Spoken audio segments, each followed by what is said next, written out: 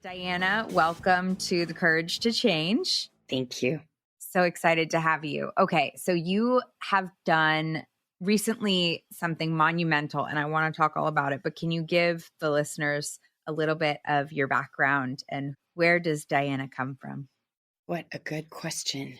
And thank you for having me. My children tease me that I come from another planet and I'm an alien. But in my life as Diana, as it's known, I was born in the San Francisco Bay Area and I grew up in a family of really loving, heartfelt folks. A lot of them were healers. So I've always been curious about what else is going on other than what we see. And as a little girl, I could see energy. I remember starting around 4 years old that I had energy companionship.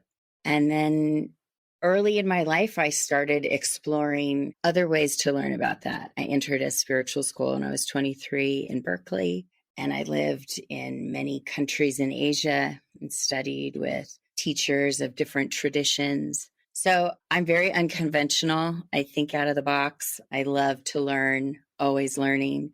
And I spend time with amazing people who are creative and curious and want to know themselves, want to understand the deeper nature of things.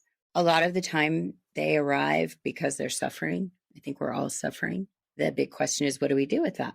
When you say that you saw energy, how did that feel when you were 4 years old and that starts to manifest, right? You have words for it now, but probably didn't back then, I'm assuming.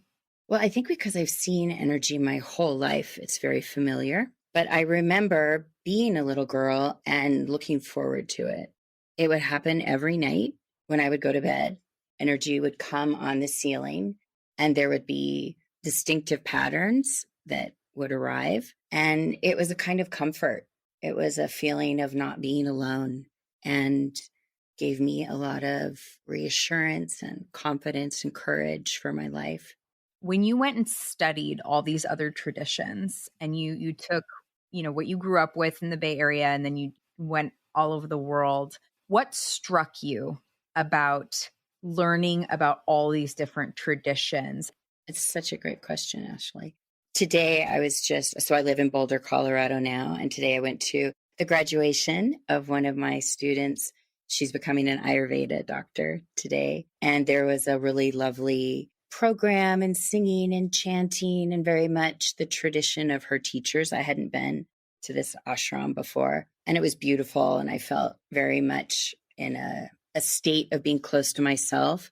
But I think when we're exposed to anything that has truth and love in it, you feel a similar vibration. So it didn't matter for me whether I was studying in India or Nepal or Dubai or Kazakhstan or in Berkeley, California.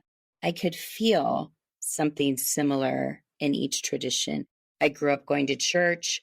I've been to a lot of different kinds of monasteries and temples, and there's a frequency for me that feels like home. Frequency that feels like home.